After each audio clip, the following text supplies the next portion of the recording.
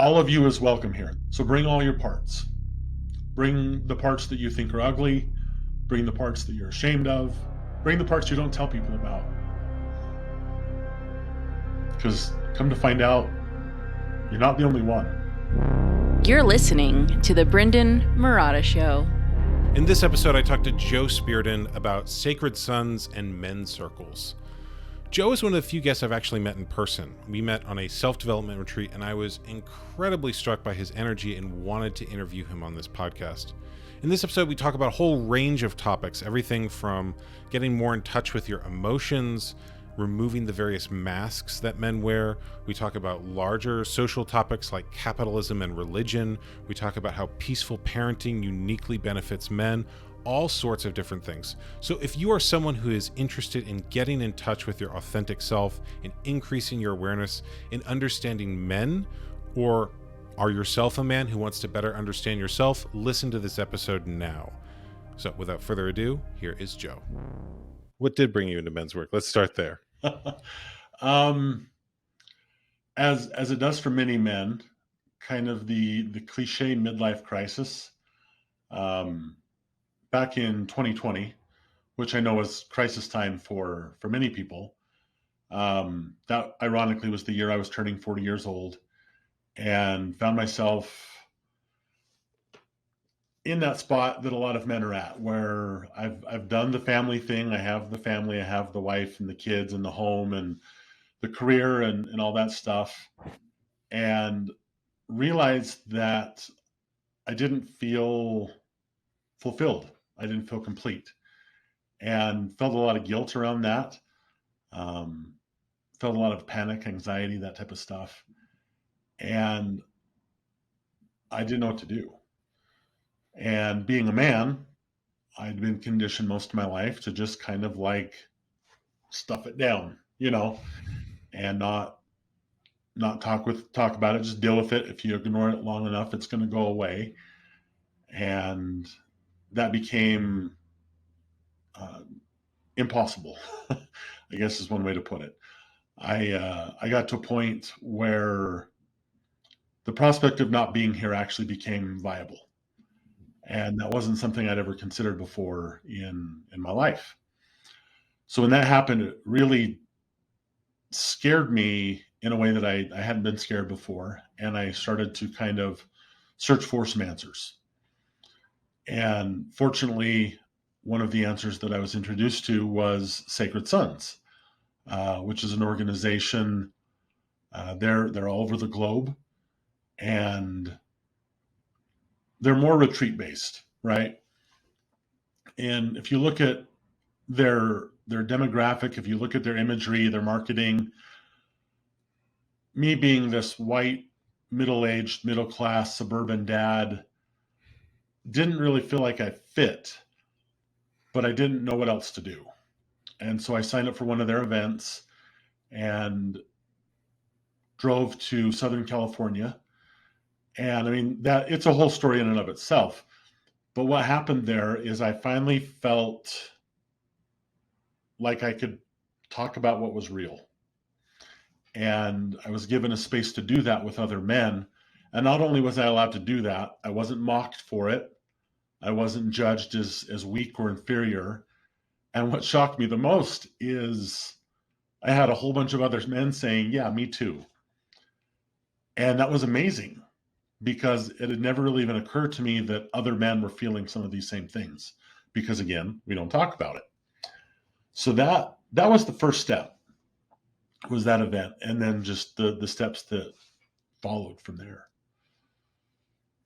So what specifically was it that you were feeling? Because it sounds like the Sacred Sons meetup gave you a space to express that, but what originally was that?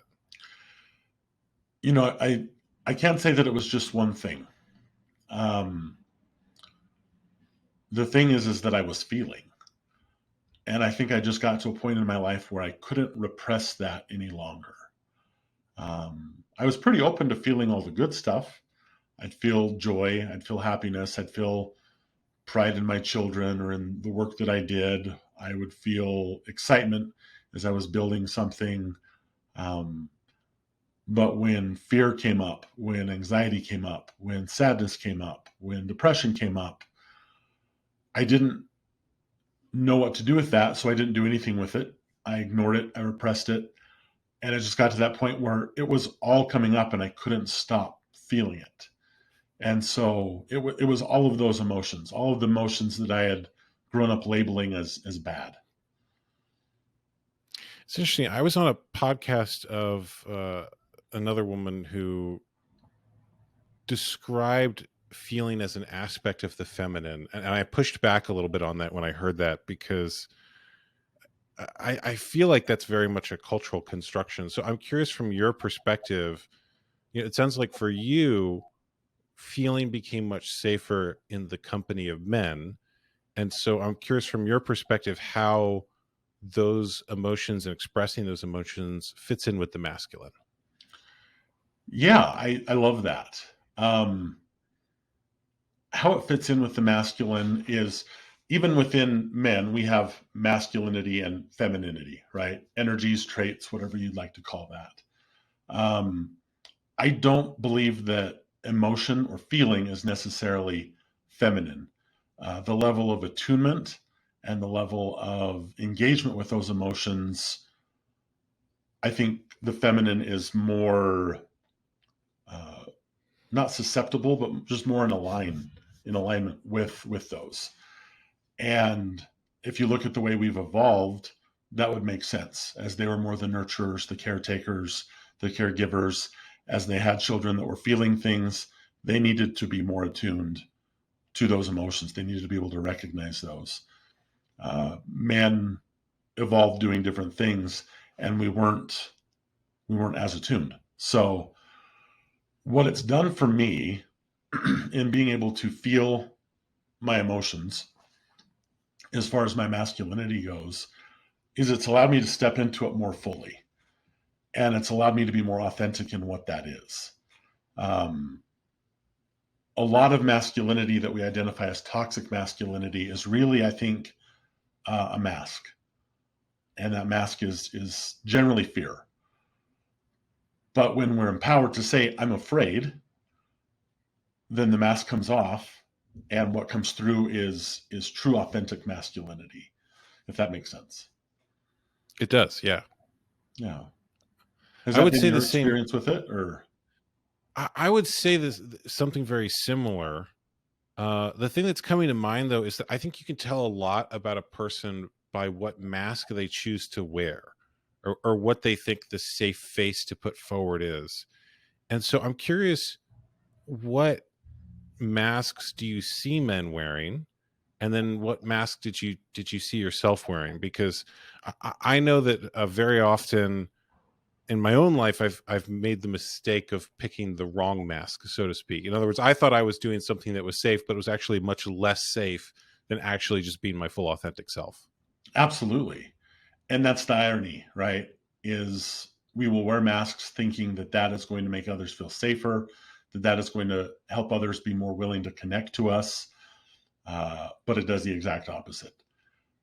The mask that I see the most, and I appreciate you saying the mask that I saw, as in past tense, that I wore, I still struggle, right? That's still something that I have to be aware of every day, and I still have to work with every day. The primary mask is the mask of having it all together, of having everything figured out, whether that's around my career, whether that's around fatherhood, whether that's around the economy, or any aspect of my life, my physical health, all of these things, right? Even my office, right? You can see behind me, it looks pretty nice and organized, but if you see in front of me, it's not quite as organized. That's a mask. And that mask is to portray that I've got it all together, right? I will be totally transparent. This is a film set.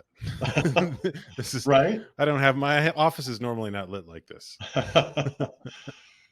So, and we do that to portray certain things, and I don't believe that the same thing is authenticity. Does not mean you owe everybody every aspect of your life, right? And so the way that I talk to my grandmother is different than the way that I talk to my 12-year-old son, and the things that we talk about.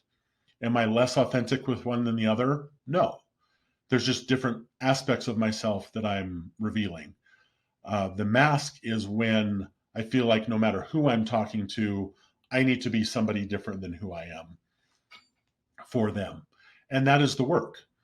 But I see that happening very often. Some of the other masks that a lot of men like to wear specifically are wealth or the Joker, the guy that just, he has a joke anytime anything comes up that is uncomfortable. Um, and he just likes to laugh and make other people laugh because that's better than having to cry. Those are probably the biggest ones that I'm seeing with men in this day and age. And you mentioned Sacred Sons. When you go to a group like that, because as I understand it, that's a men's retreat group or a men's circle. What is it that you're able to do there that you're not able to do in the regular world? Right. Beautiful question. It's not so much about ability as it is focus. When you go to that event, the focus is authentic connection to your own heart and to other men. When you are out in the world, the real world, as it were, that isn't everybody's primary focus. And so what I've tried to do and what my goal has been since that very first event is I'm now in my community trying to create a life you don't need to retreat from, a life that you can do that here and now.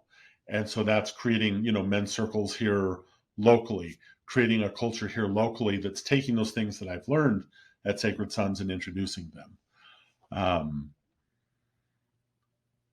But yeah, outside of that, is there a special energy that comes with that? Absolutely. Because men are showing up in that intentional space of, I need this, I want this, I'm ready for this. And the discomfort of change is now finally less than the discomfort of staying the same. And they're ready to make that switch. But I think that's an excellent question because there's actually a danger in that. I love Sacred Sons. I participate in multiple events a year.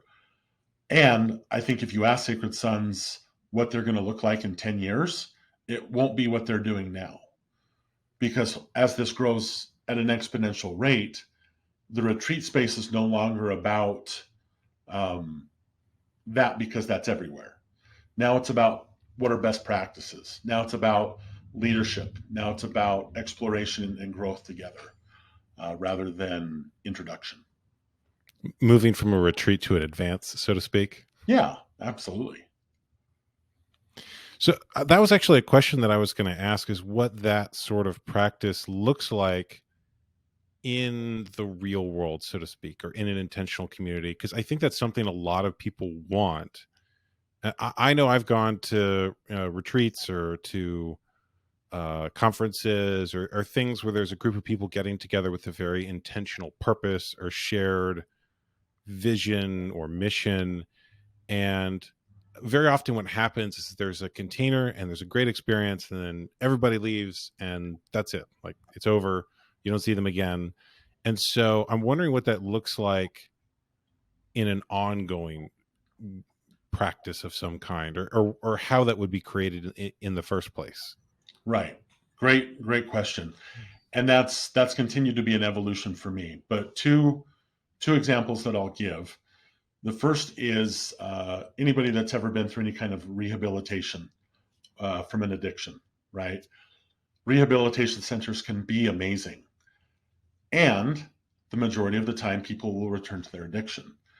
Did the rehabilitation center not teach something that they should have? Were they not given the right skills and ability? Of course they were.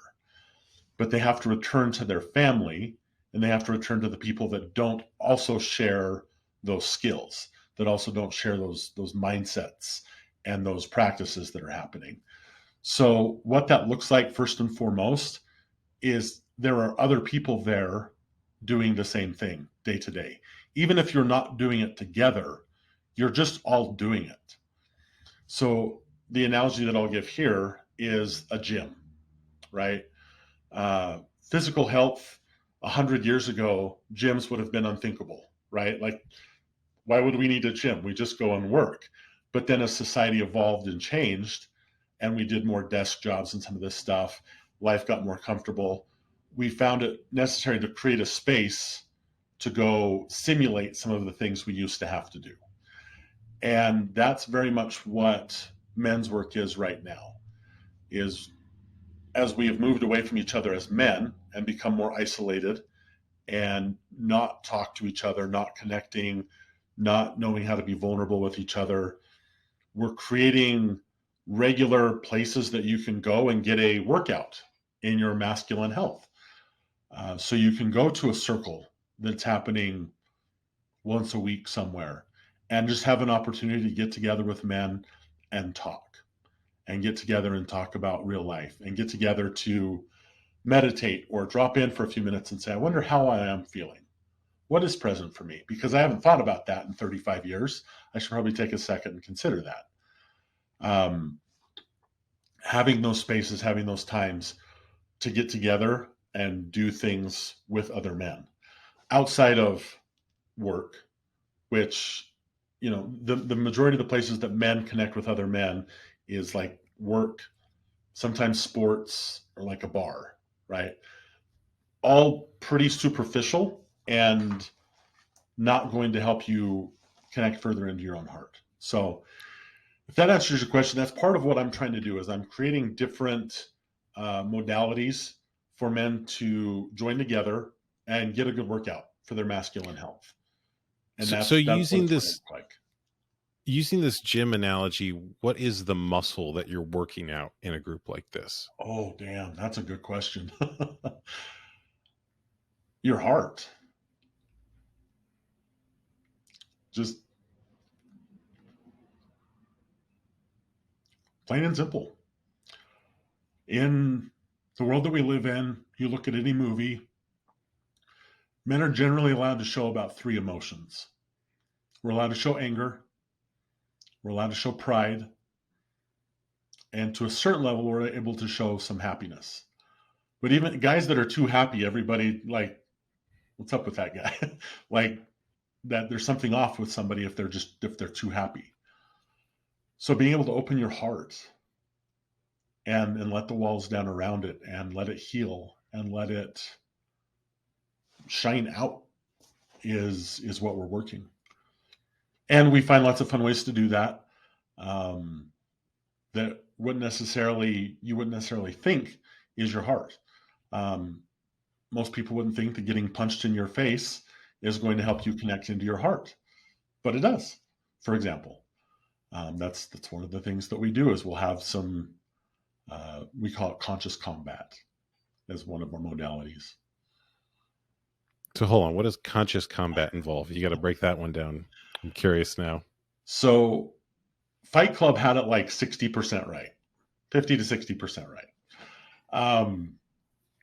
The whole blowing up buildings, like creating that part I'm not in favor of, but I'm out now. You had me going there for a second. Most men, their association with aggression is repression. As young boys, stop fighting, stop roughhousing, stop doing that. You're going to make your sister cry. You're going to make your brother cry. You're going to hurt yourself, right? And then if you did experience it, it was generally in the form of some kind of abuse. And then it's the same thing. Don't talk to anybody about this. You're fine. You're blowing this out of proportion, whatever it is. Aggression is a very natural masculine trait and characteristic, and one that's honestly necessary to our, not only our survival, but our thriving in society. And so when you create a space that is safe for men to get in together, put on some gloves, to look each other in the eyes and see this man as your brother, and meet him in that space and say, this is my intention. And you get to tell your story. And he gets to hear your story. He gets to hear what's going to be hardest for you. He's going to hear what you want to experience. And then you step into that space and you meet your brother there. And you box and you get punched in the face. And if you grew up getting punched in the face, there are some demons to face there, right? If you grew up being told that you were going to hurt somebody if you expressed any kind of roughhousing or play, something's going to come up there. And so more often than you would believe, after a 2-minute round, you're tired, but you're crying too. You're crying because you finally got to this place to where you could release the shame, the guilt, the conditioning, the resentment, whatever it might be around that. And in that, you find liberation. So that's really interesting to me. It sounds like you're separating the aggression from the animosity, because for most people, the only time they punch someone in the face is if they really don't like that person. Right. And yeah, there might be a feeling or an aspect of a person that wants to express itself that way, and you're sort of creating a safe container for that. Is that an accurate understanding? Yeah, very much so. The society that we're in right now, because we don't have healthy and safe outlets for a lot of that, when does it happen? It happens when you're drunk, and therefore some of your inhibitions have been lowered or lessened. You're not able to be in command of yourself quite at the same level, and something snaps, and it generally is not just aggressive, but violent and destructive, and with animosity, with contention. And so those are the narratives that we have around that. But when you create a place for that to be healthy, where we don't just box, you can wrestle, you can arm wrestle, you can play, whatever it might be, there's a healthy place for that to be expressed. Then you're at the bar and somebody bumps up against you. There's nothing, there's not 10 layers of things boiling down underneath that. Just somebody bumped you, So I think in this expression, a lot of the violent and contentious experiences that we have and see with confrontation subside, go away. You're reminding me, I've heard it said that conflict can be good and actually bring people closer together if you work it out. In other words, if you have a disagreement with someone and you have a fight with them, but at the end of the fight, there's some resolution, the two people are closer than they were at the beginning. And Absolutely. Yeah, it strikes me that a lot of modern culture, because there are mixed gendered spaces everywhere, women process that conflict differently.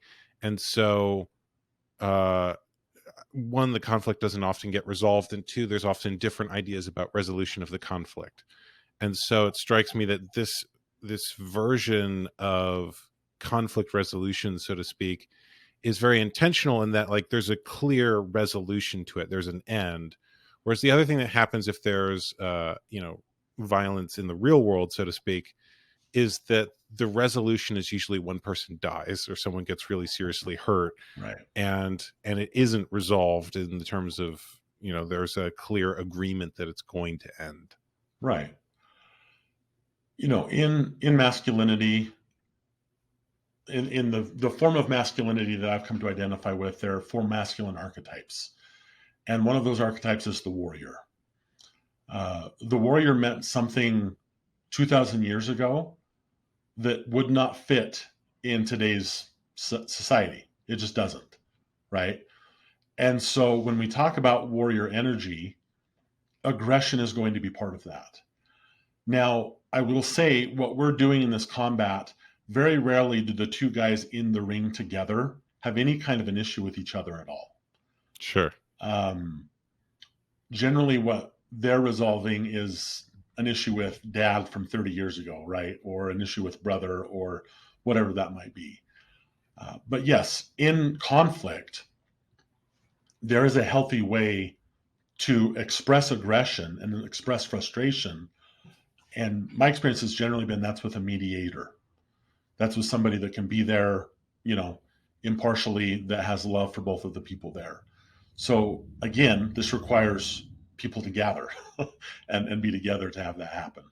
And, we have a whole process for that, for conflict resolution as well, that we experience. But I would very much agree, like, as we learn these skills and as we get rid of a lot of the repressed emotion, not get rid of, but express a lot of the repressed emotion, conflict resolution becomes much easier, much easier. That's something I've struggled with in the spaces that I often work in, is that there's a separation between the professional work and the personal development, spiritual work. And I find that, I often get along very well with people who do self-development work of some kind, but those aren't always the people I'm encountering when I'm working professionally, or trying to hire someone, or trying to get someone to hire me. And so I'm wondering if there's a way that you can bring that into, the quote unquote real world, and include that in some way, because I would love to work with people who are doing this kind of work, or who are committed to that kind of conflict resolution. But it's, the overlap isn't always there. So Right. I'm curious how you find that or create that.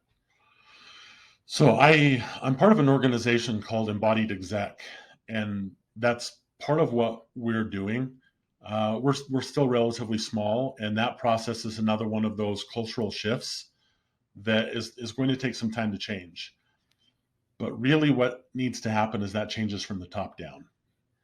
And so when you can find the CEOs, the presidents, the owners, whoever it is that can affect change in a company, and they can introduce workers, they can introduce people into an environment, they can talk to their HR team and send them for training, they can talk to their sales team and send them for training, or bring somebody into their place of employment. Our whole mission there is profit through purpose, which necessitates that your purpose, right? Rather than profit over purpose, which is unfortunately generally what we see in the world. So absolutely, I feel you. This is very needed, and it is very much mocked by most of the people in those spaces as hippie, woo-woo, kind of weak mindset. And that's just what I think capitalism has evolved into up to this point. It doesn't need to be one against the other. It just needs to be integrated into it. So I completely agree, and I believe it's just taking time. I'm curious how you would respond to the people who have that objection, that they say, oh, this is, weak, woo-woo, all those things that you mentioned. Right. We're seeing it in little places here and there. We're seeing at least people starting to understand the value of some of this stuff. And it could be something as simple as like, hey, we're going to give you a ping pong table and video games and snacks. Now, that's like it's the most basic of steps, but I'm going to recognize that you're a human being and that you need to be treated as such, which means you need to be able to rest and relax and have fun once in a while, right? That was a step in the right direction. Was it placating? Maybe a little bit, right? But steps like that is what needs to happen. And as more of those steps happen, you see the proof of concept behind it. And I've been doing this long enough now for myself that I also am a real estate agent. I've also owned other companies and, pursuing other things, that I've put this into practice. And I do a lot of public speaking at different sales teams and, local companies here in Utah to talk about these exact things. We have so many CEOs, so many millionaires that are absolutely miserable.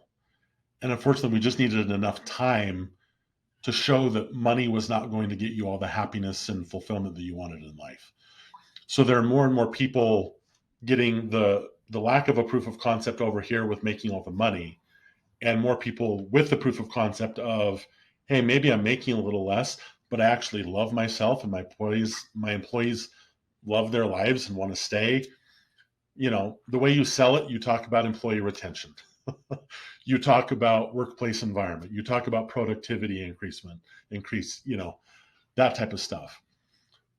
But what really happens is life gets better because you learn that work-life integration and harmony. I appreciate what you said about capitalism and profit over purpose, because a lot of the ideas that we have around masculinity came about as a result of industrialization. Mm. If you read, for example, the writings of the medieval knights or King Arthur and his men, there's a lot of stories of men openly weeping at various things that happen. And it's during the Industrial Revolution that there's a shift in attitudes where factory owners begin to see that as a problem or as a waste of time. Because if you are essentially turning people into tools, into machines that just have to screw one widget in, then you don't need things like emotion. And so then emotion becomes a, quote unquote, non-masculine trait. Right. Whereas the work that we do now, or that most people do now, does require them to do more than just turn one bolt in. And it actually, the emotions a person has do impact it in some way. So I think there's maybe also a shift in people's attitudes towards this, because there's been a shift in what's required of men and what work is actually useful. And so I would be curious if there's any difference in who accepts it, which groups you see as being most likely and most willing to accept this type of stuff, and which are most resistant to it. I would be curious to know, what sort of response you've gotten from different groups. Yeah. Let me start by saying this. In that warrior archetype, in each archetype, there are polarizations. There's an active and a passive polarization. The warrior archetype, the active polarization is the sadist, right? And that was that boss that was like, you will do this, stop crying, I don't care, right? He's driven by fear. He wants his productivity to go up, right? And we recognize the misalignment on that side. And adaptive beings as we are, on the other side of that is the masochist. And really what we see so often with men is really doubling down on that. If I'm not suffering, I must not be doing enough, right? If I'm not miserable, something must be wrong. And so it started maybe over here with the sadist telling us that, and then we bought it, and now we're down for it, right? We should be suffering. That's right. And we idealize it. Growing up, in my own family, and it's not just my family, but in my own family, look how hard dad works. Dad's miserable. Dad is tired. He's exhausted. He hates his job. Be so grateful, right? Love him more. And we celebrate the misalignment. And I know I've fallen into that myself many times. So in that awareness of those polarizations, and then coming back into alignment, we recognize again the need for integration of those things.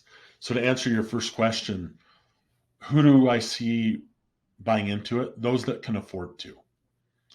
If somebody is working for another company and they have a 9-to-5 job and it's quite strict and they have protocols and they have quotas and there's not room in the budget for them to go to a retreat, if there's not time for them to get away and do these other things, at least, in the story they're telling themselves, they're not pursuing it. Those that are entrepreneurs, those that own companies, those that have maybe reached a certain level of success in their own lives that, well, now maybe, their sales position is a little more laxed, they're seeking that stuff out because they're recognizing the damage they've done to themselves by getting to that point. So those are the differences probably in the groups that I don't even think it's a matter of who's willing. It's just a matter of who thinks they can right now. It's really interesting. A lot of the stuff that you're talking about feels to me like human work, even though you're calling it work around masculinity. It's just that men have been harmed or uniquely impacted by systems in certain ways. And so the healing there is different for them than someone else who's been in a different system or who had different cultural programming. Because is that fair to say? Absolutely it is. And I think that's an important thing to say as well. There's no exclusivity in the suffering of the masculine and men to really anybody else, that is the group that I identify with. That is the group that resonates with me and that I feel called to serve. And so there are modalities, there are methods, there are effective things that can be done to help that group. And that group does have a large level of influence in the world. So as that group is affected in these positive ways, my intention is that will move out into other groups as well. And that's important.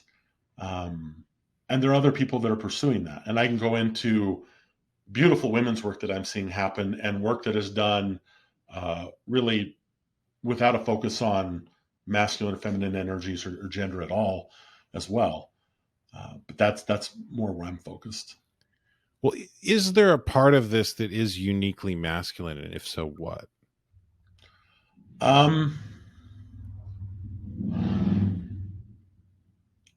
The experience that men have been having the past 100 years is different than the experience that women have been having for the past 100 years. So the way that men have been raised, the way that men have been conditioned, the things that men believe they need to be, and the things that they believe they should and shouldn't feel, I believe is more common in men than it is in women. And so to point out one specific thing, I'd have to think about that. Something as simple as crying, right? If a man cries versus if a woman cries, there are different assumptions made about that, who that person is, if that's a good thing, if that's a bad thing. And those need to be addressed with those people. I know with men, for example, if we're going to talk about pornography, there is no way they are ready. Many men, most men, there is no way they are ready to talk about that in front of women. And then I've also met other men that will only talk about that with women because they don't feel safe talking about that with men. So just like everything else in our world, it's gotten much smaller. We're seeing all different sides of this and a lot of different aspects and dynamics that maybe we didn't see before. And I've seen a group that I know benefits from a focus on the masculine from the masculine. And as they step into healthier aspects of themselves, they are then able to have a better effect on the feminine in their life, the other masculine in their life, and so on and so forth. So if someone does all this work, if they go to groups like this, if they connect to different aspects of themselves and other people, what's the end result? In other words, if say they do it all, then what? Awareness. That to me is really what any of us are going for in life. Any healing journey, any modality that we use, everything that we do is to bring further awareness as to, one, why we did the things that we did, why we're doing the things that we're doing, and the awareness of choice that we can do something different in the future. In 2020, I didn't feel like I had a lot of choices. I did, but I wasn't doing enough work. I wasn't aware of enough things to see the choices that I had in front of me. I saw one choice. Fortunately, I saw two. But that one choice was becoming more and more prevalent. So we see that every day. People that feel like they only have one choice anymore. And unfortunately, that suicide greatly affects men more than women. And especially men that are between the ages of about 30 and 50. So I feel very responsible and very motivated to get in front of as many men as possible and make sure that they are aware of the choices that they have. The simple choice that you can be sad, that's okay. That doesn't mean you failed. That doesn't mean that you're weak. That doesn't mean that it's all over. That doesn't mean that women aren't going to desire you anymore. That doesn't mean your children aren't going to respect you anymore. All of these things are thoughts that men have had about being sad. So when they realize that it's okay to be sad, and they are, everything changes. So that to me is the end result. A further and higher state of awareness, and from that, the ability to make more choices and experience more growth. I feel like a lot of people don't understand what more awareness actually means. In other words, you say that and then they go, okay, well, I know more, but so what? Right? Like what does that actually mean? And I know that as I've grown in my own awareness, it feels like there's lots of choices, not just one or two. Mm-hmm. So I'm curious if you could paint a picture of what awareness actually looks like in someone's life. That is an excellent proposal.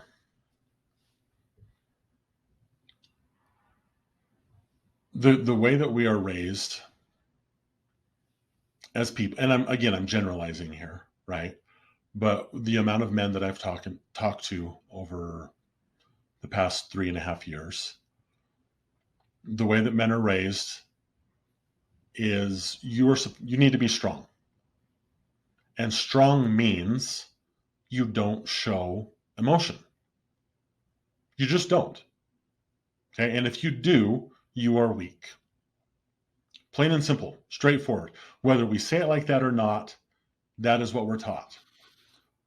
From a very young age, the kid that's playing t-ball and falls down, and mom said, "Oh, don't cry." Why the hell not? Right? But that's what we're told. Don't cry. The dad that said, "Oh, just rub some dirt on it." Right? The coach that's like, "Oh yeah, you cut your knee open. We're going to celebrate the fact that you're bleeding. Walk it off." We're conditioned from like infants to not cry, to not feel, to be strong. This is just one example, right?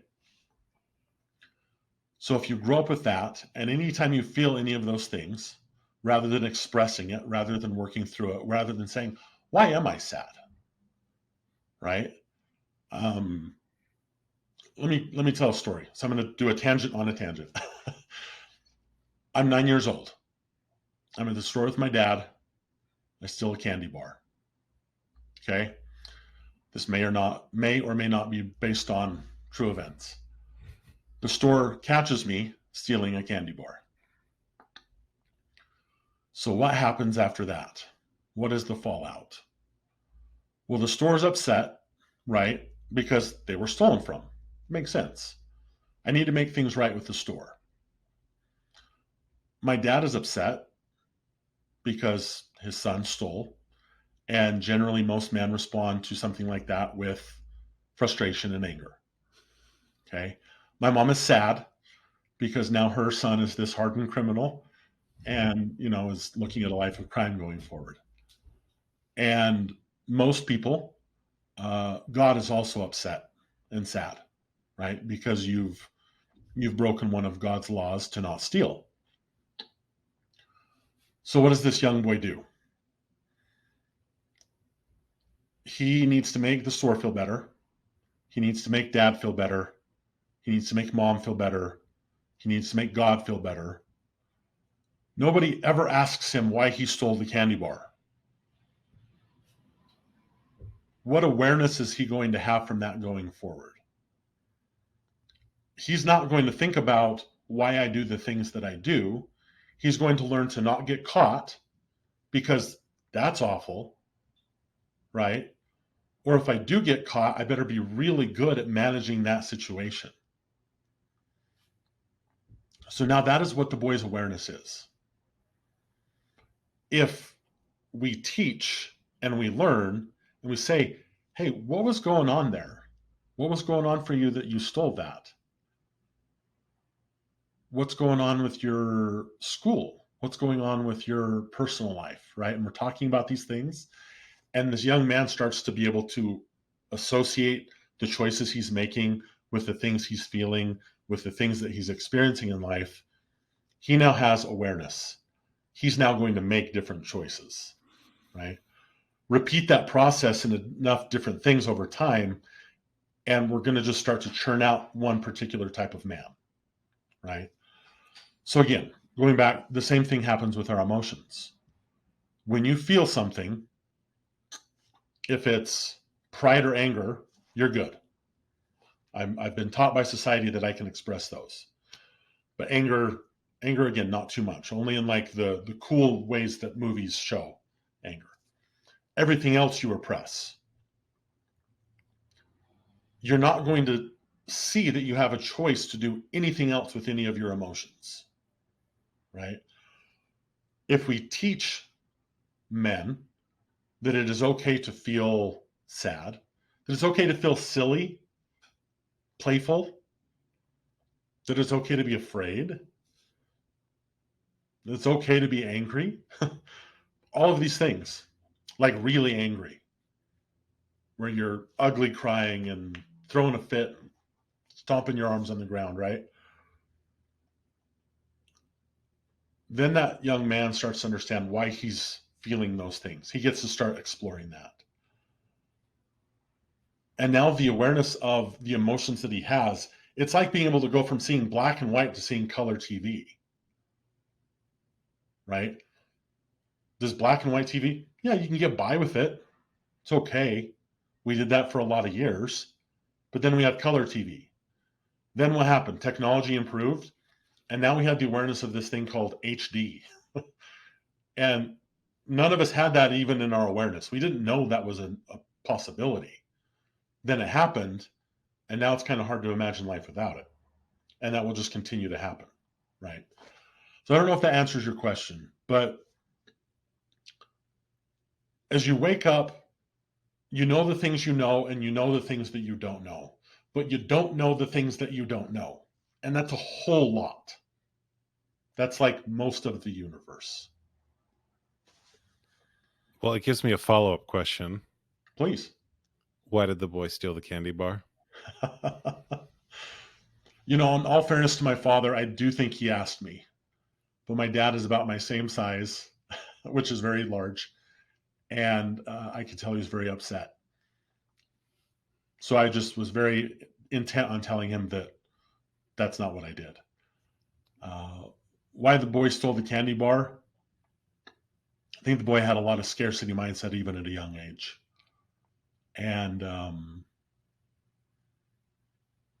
was already starting to kind of hoard and set things aside out of fear. It's only something that I figured out last year. Yeah.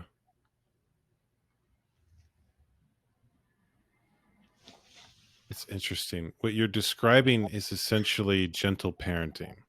Gentle parenting is about trying to understand why children do things as opposed to just control their behavior through your reactions. So if you punish them when they do things that you don't want and then reward them when they do what you do, the behavior might be there, but the internal world is going to be very different. Right. I've got 4 children, and I consider myself to be a very good dad. And I absolutely recognize the way that I did those exact things that you were talking about when they would. I considered myself a good dad because I didn't necessarily punish them when they did bad, but when they did good, I would reward them. And when they felt discomfort, you know what I did? Hey, let's go get some ice cream. Let's go sit in front of a TV and eat some ice cream. And I taught them to repress. I've been so frustrated with myself recognizing that I did those things. The best shift that I have made as a parent is to get really, really curious. Anything that they do, whether I think it's good or whether I think it's bad, hey, what's going on? What was that about? What are you feeling about that? What are you feeling about life? How can I support you in that? Why you seem upset? Are you upset? Why are you upset? Right? And just asking questions. I don't have to do a whole heck of a lot.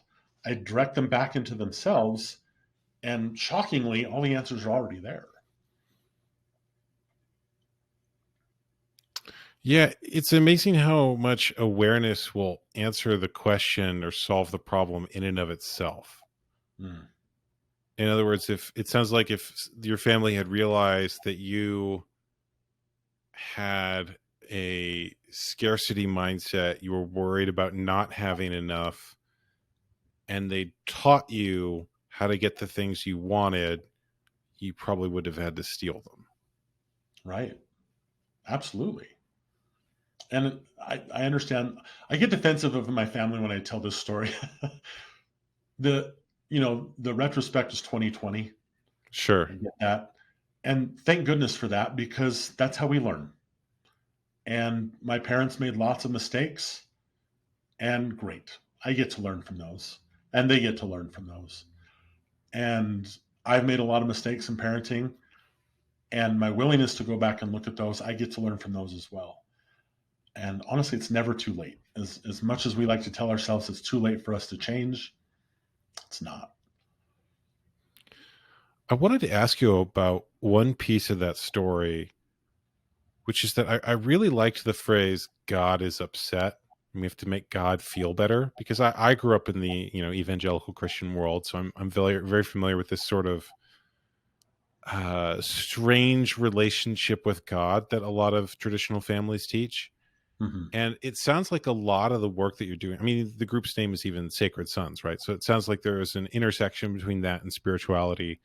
And I'm curious what spirituality looks like in a group like that, and what they sort of teach that might be different than um, a codependent relationship with God, so to speak.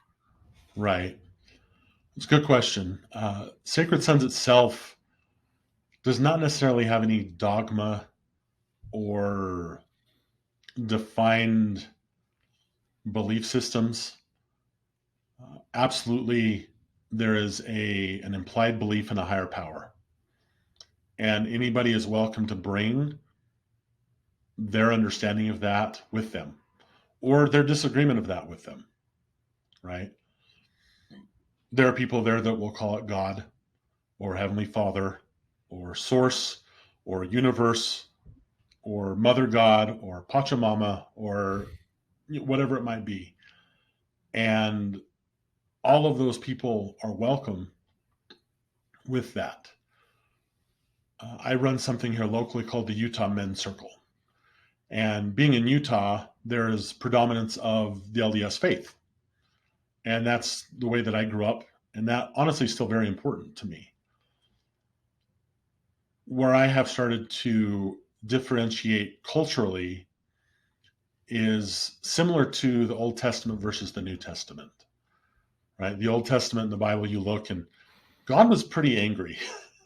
God was very vengeful. You touch this thing, you're going to die. Like, there's just no ifs, ands, and buts about it. The New Testament God became much more loving, much more understanding, much more forgiving.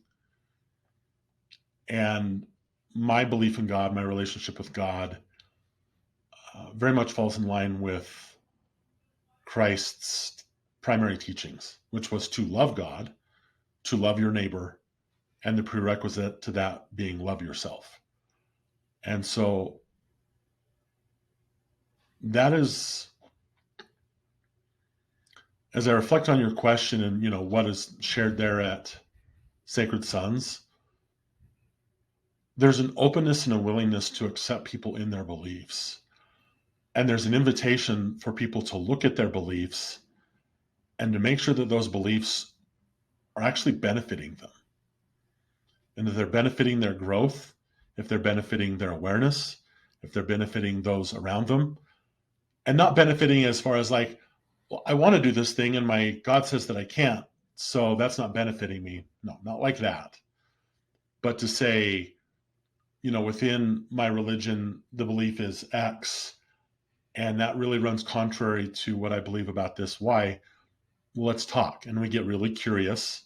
And is there a resolution for you in that, or is that something that you would need to step away from? but never mandated, never proactively even brought up, but just the invitation is there.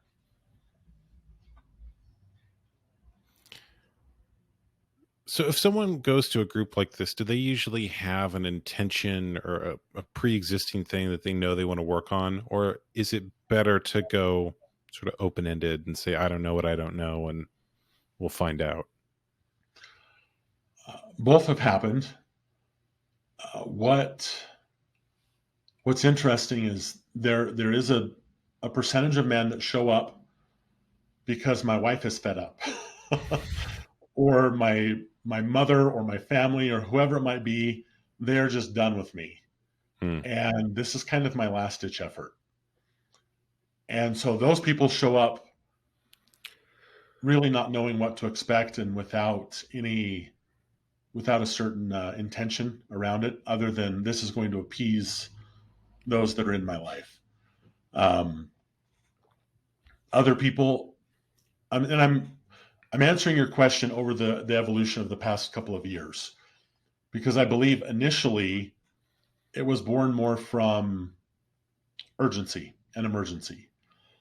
And again, going back to the gym analogy, I was a personal trainer for a number of years. And oftentimes, who were the clients that would talk to me? They were the ones that had just had the heart attack, Right. just been diagnosed with diabetes, right? After the problem, it was time to address this stuff. And so oftentimes that still happens. And at least once a week, I'm introduced to a man who the gambling addiction finally caught up with him, or he finally just had a mental breakdown at work, or he was diagnosed with cancer, whatever it might be. And so now it's time to really start looking at my life. That is the culture.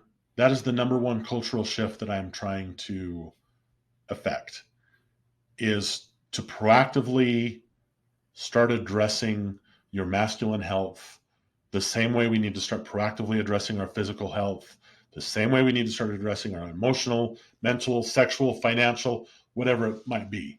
In this country, we are very reactive. You look at our healthcare system, it is not designed to benefit those that want to be proactive with their health. It is designed to put Band-Aids on things, quite literally. So we have taken that and applied that to a lot of different aspects of our life, and it's not working out well. So if someone's listening to this and they want to be proactive, so proactive that they're not even going to wait to go to one of these events or something like it, they want to just do something right after listening to this podcast, what's something they could do? Reach out to me. They could reach out to me, and I run weekly online group coaching for men. And we have a brotherhood that continues to grow of men that are doing this now every week. And we have different, again, modalities, different things that we offer for you to be able to start to explore and gain further awareness. You could also, if you're listening to this podcast, I'm hoping that means you're willing to listen to some other ones. Sacred Sons has a weekly podcast where they're addressing different components of this as well. There's some exploration there. Do a Google search and see if there's a men's group or a men's circle in your local area. If you're not, able to find that personally, again, reach out to me. I'm pretty well connected across at least the United States, where I can put you in contact with other men that are doing that same work. How should one evaluate a men's group? If you go, how do you determine if it's right for you, or if it's a space that you should be going to regularly? Beautiful question. And I have a bias here, but that bias is based, again, in proof of concept and what I've been studying for a number of years. There are a couple of different types of men's groups. There's the men's group that is based on like military ideology. We are going to tear you down, turn you into nothing, and then build you back up the way that we want you to be. That to me is about one of the worst things that you can do. It is not going to help you. It's going to feel really good in the moment because adrenaline's going to get going, and it's going to kick in all this conditioning of like, Rocky music and every military movie you've ever seen, and like, right? Testosterone's going to flow. But your level of awareness, I've not seen that be affected the same way. On the opposite end, there is the men's groups that are the male apologists, which you're awful, I'm awful, we're all pieces of crap, we're murderers, we're rapists, we're serial killers, and we just need to talk about how awful we are to each other. Also not sustainable. Do we need to understand what we individually have done in our lives and what we as a gender have done, specifically here, but really all over the world? Yes, we do.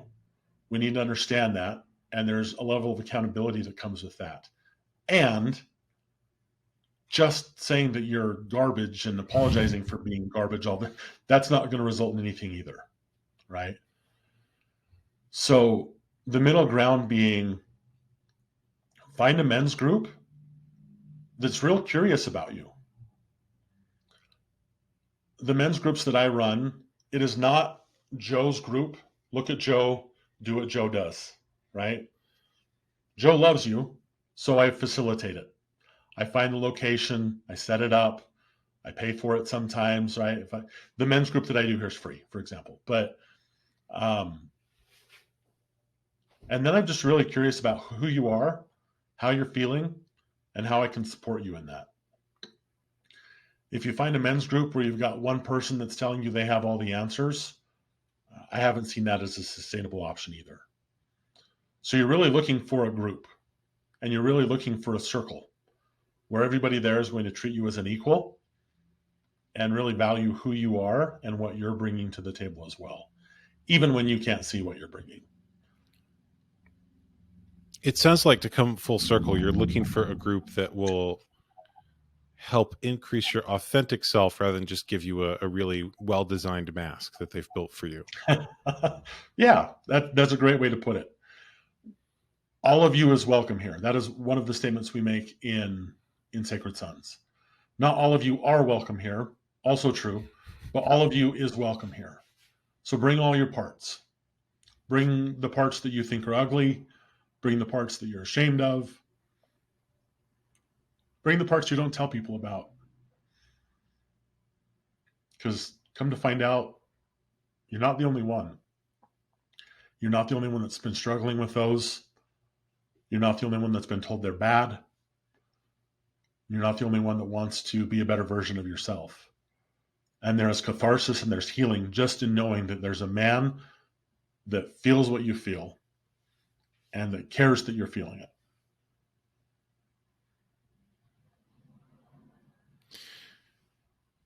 That made a connection for me, because in the past, when I've seen men's groups, I think I've seen a lot of the other two types that you describe, of a sort of disciplinarian or self-abasement of some kind. Mm-hmm. And because of that, I've had sort of a mixed feeling about them, because, you know, some aspects are like the ones that you've been describing in this conversation, and then some are like those other aspects that you mentioned earlier. And I like the model of, do these people care about my feelings, as like a real, just simple question to know whether or not the group might be one worth staying in. Certainly. There's space for that.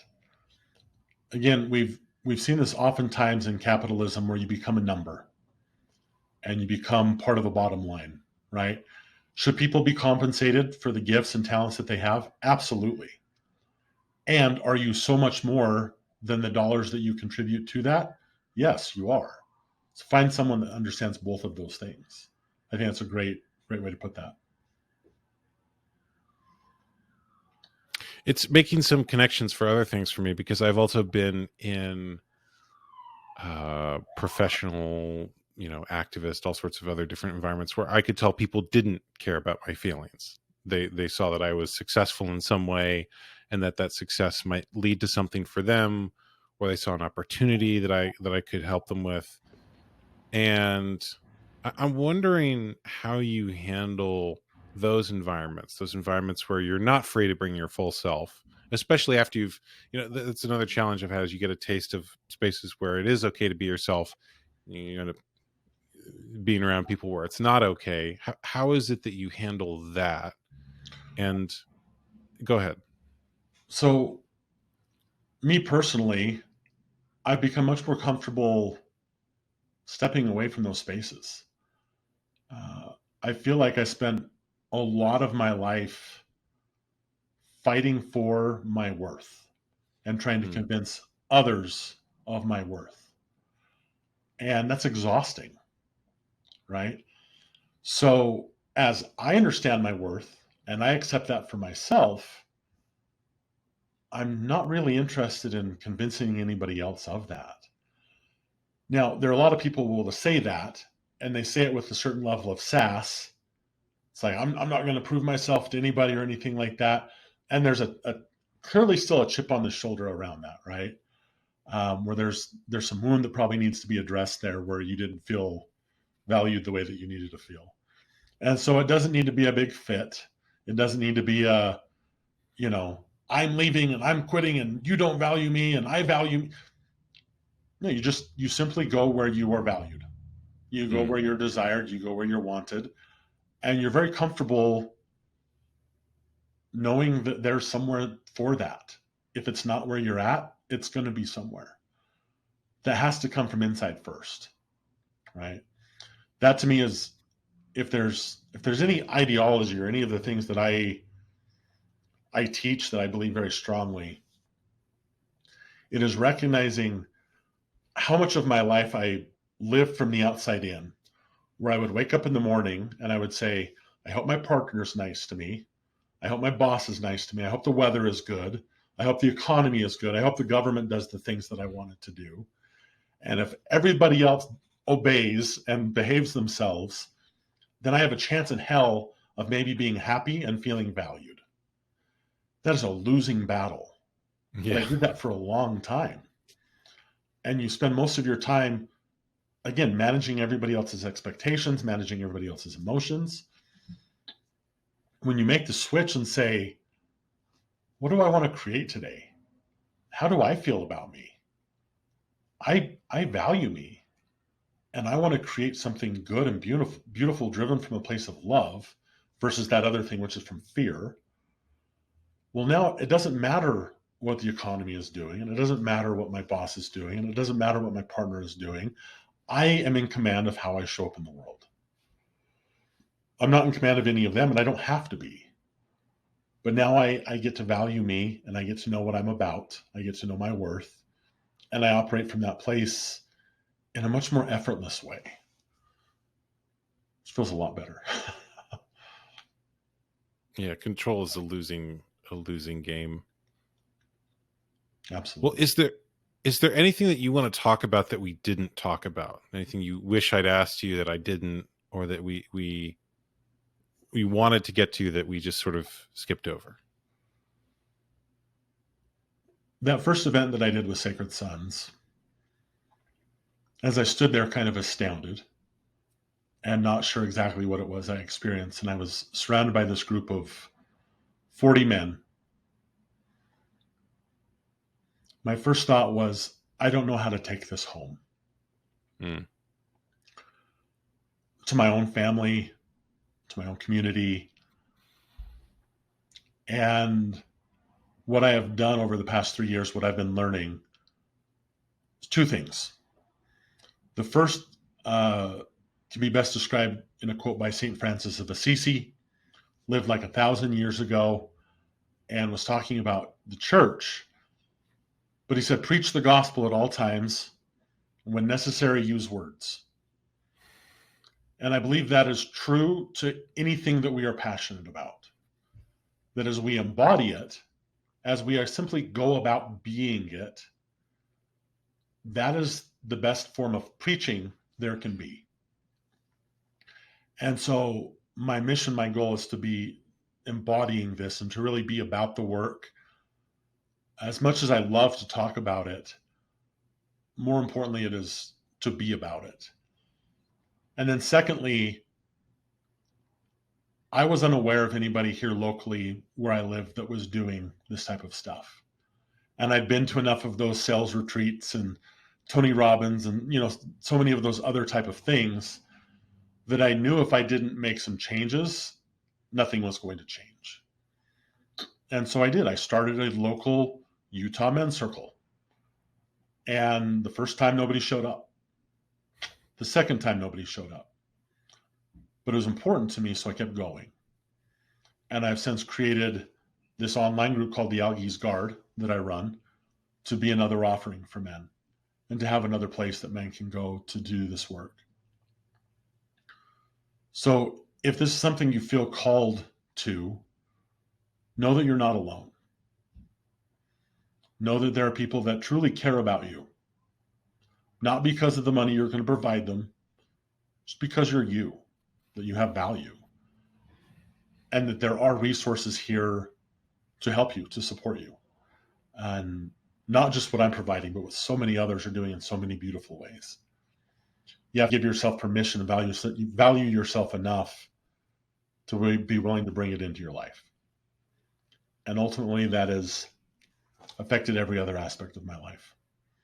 The way that I show up in my own family, the way that I show up in my career, the way that I show up in my religion, the way that I show up for my physical health, everything.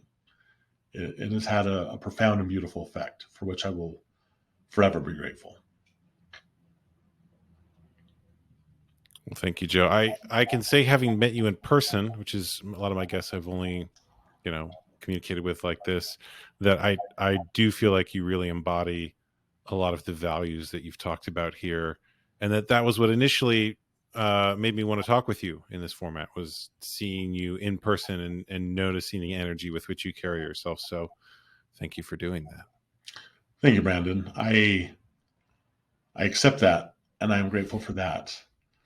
With the caveat, and maybe it doesn't need to be said, but I'm going to say it anyway. This will continue to be a work in progress for me, like it is everybody else. I think the detriment to social media and some of the things we see is that assumption and that mask that, man, Joe must have it all together, right? I don't. I'm working hard, and I continue to learn, and I continue to evolve. And I think it's important for leaders to speak to those things. I think it's important to be a leader and to speak to the fact that you're not perfect, but you can still be a leader. As a matter of fact, you need to be. So thank you, Brendon. Yeah, thank you. If people want to connect with you, join a men's group, or join your online group, where should they do that? My Instagram page is my name, @JoeSperedon. We can put that in the notes because it's kind of hard to spell. And then the online stuff that I run is called the Algae's Guard. Also kind of hard to spell, but that can be there, algaesguard.com, if you wanted to sign up for that weekly men's group that I run online, primarily online. So those would be the two best methods. Cool. Well, thank you for talking with me today. Thank you so much. I've loved this.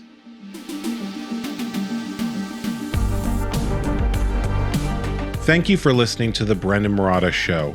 If you like this episode, please subscribe and leave a positive review on whatever platform you listen to podcasts on.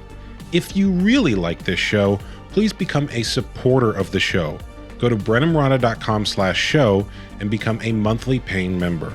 Supporters get access to special bonus content and episodes only available to them, so become a supporter at brendonmarotta.com/show. Thank you again for listening to this episode, and I will talk to you all later.